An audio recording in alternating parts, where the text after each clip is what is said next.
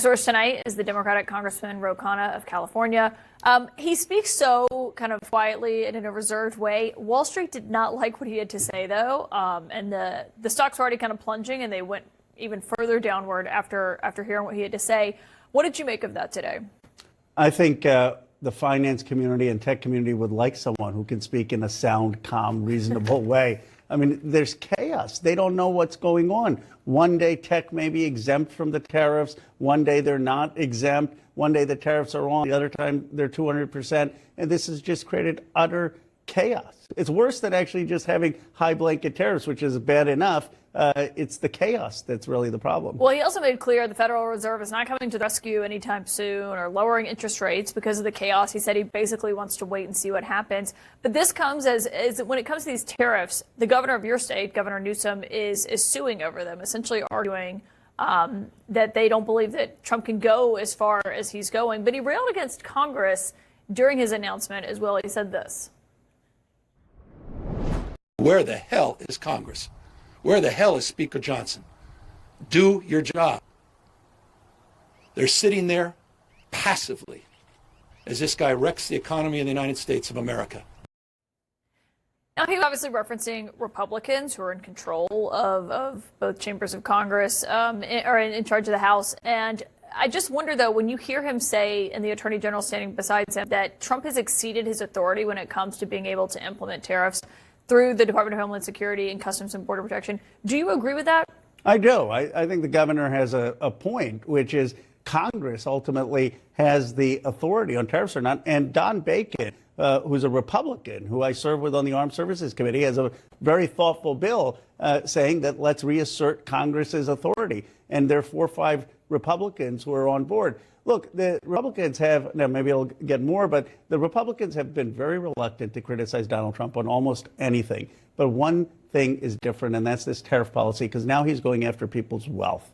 He's going after people's money. There's one thing you can't do in this country. You can get criminal charges. You can even do an insurrection. You can't destroy wealth. And that's what he's doing. But do you actually think that they would take a step to try to rein in his ability to impose these tariffs? I mean, Republicans have not been willing to go that far so far in large numbers. It's the only time I've seen any break. Right now, it's not enough to get to a significant majority where we get a discharge petition. But if the markets continue to do what they're doing, if the bond markets continue to do what they're doing, small businesses continue to suffer, I think it's the one chance we have to get some Republicans to break. What about what Democrats are doing when it comes to Kilmar Abrego Garcia? He's been held in that prison in El Salvador. Your colleague in the Senate, Kaitlan Collins, went down there today, did not get the option to see him or go in. The White House, is taking this and saying this is Democrats are essentially misplacing their priorities here. And they're kind of floating this idea this is politically going to backfire, scenes like that, seeing Senator Van Hollen in El Salvador instead of in Maryland in his state. What would you say to that? Let me say why the stakes are so high and why I have admiration for what Senator Van Hollen did. The Supreme Court ruled 9-0 that Abrego needs due process in this country. And JD Vance is out there tweeting literally that he disagrees with the Supreme Court, that people who are immigrants shouldn't have the same due process. Now, if they can do this to Abrego, they could do this to any immigrant. The game is lost. You're basically saying the president and the vice president can disregard the Supreme Court ruling and deport someone without due process. Now, and their argument that Bukele should return Abrego makes no sense. They're paying him right now.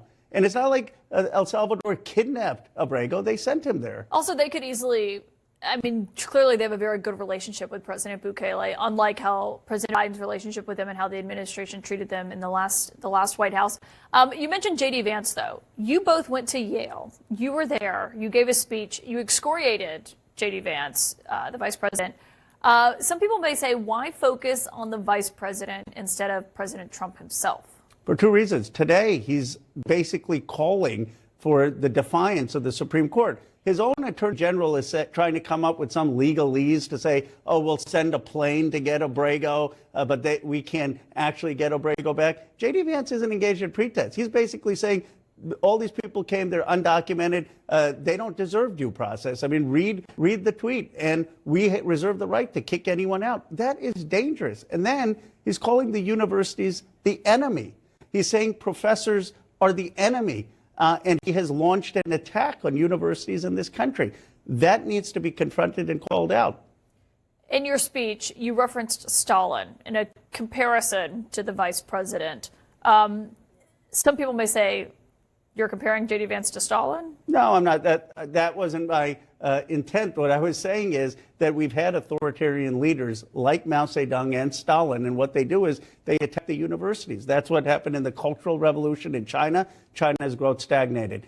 Stalin didn't fear wars or recessions. He would have been less concerned about a recession. He feared universities because he feared the alternative. And Stephen Klotkin wrote a book about that. And I said, not that J.D. Vance is Stalin, but that the attack on universities is the same playbook that Mao Zedong and Stalin used, and it's totally anti-American. Congressman Khanna, thank you for being here today. Thank you. Great to have you.